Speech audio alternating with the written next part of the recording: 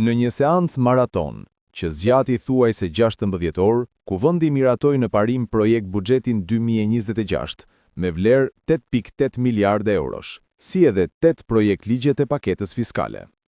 Seanca maraton zgjati deri në orën 03 të mëngjesit. Buxheti mori vetëm 83 votat pro të socialistëve, ndërsa siç pritej, opozita votoi kundër. Vetëm 2 deputetët socialist, Erion Braçe dhe Vullnet Sinaj, dolën nga rreshti duke mos votuar 3 projekt ligjet e paketës fiskale. Konkretisht, Braçe nuk mori pjesë në votim tek projekt ligji për sistemin e taksave vendore, ndërsa Sinaj nuk votoi 2 projekt ligjet e paqes fiskale.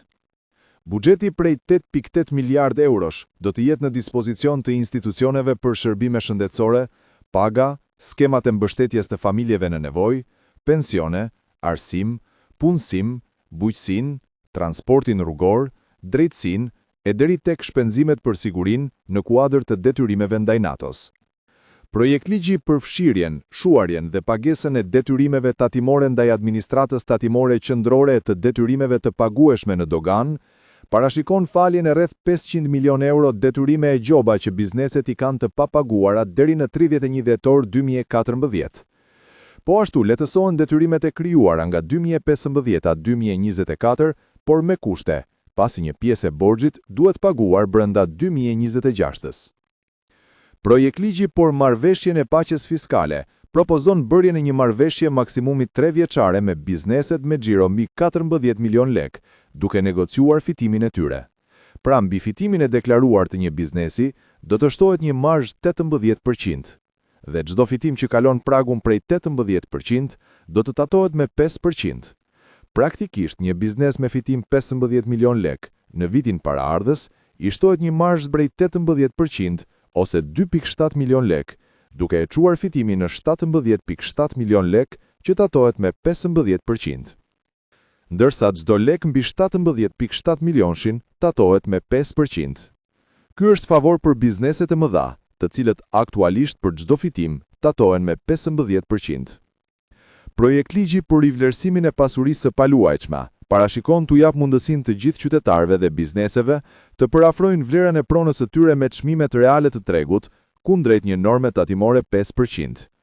Konkretisht, nëse një person ka bler një pronë 100.000 euro dhe sot e shet 120.000 euro, ai do duhet paguaj 15% tatimin për këtë diferencë prej 20.000 eurosh, qytetari detyrohet shteti 3.000 euro, ndërsa me këtë ndryshim, kur bëhet përafrimi i çmimit me vlerën e tregut, tatimi zbret në 5% dhe paguan 1.000 euro.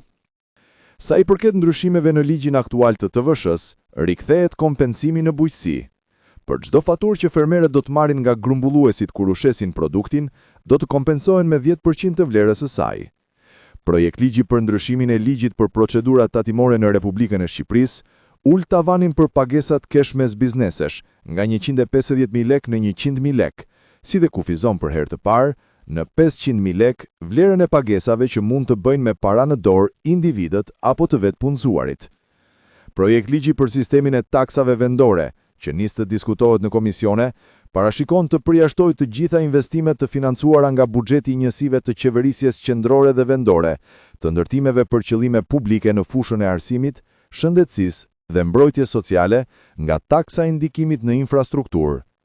Ndërsa dy nismat e tjera pjesë e paketës, për faturën dhe sistemin e monitorimit të qarkullimit, si dhe projekt ligji për të ndryshuar ligjin për tatimin mbi ardhurit, parashikojnë një sër lehtësish fiskale për sponsorizimet në sport, si dhe në fushën e zhvillimit dhe kërkimit.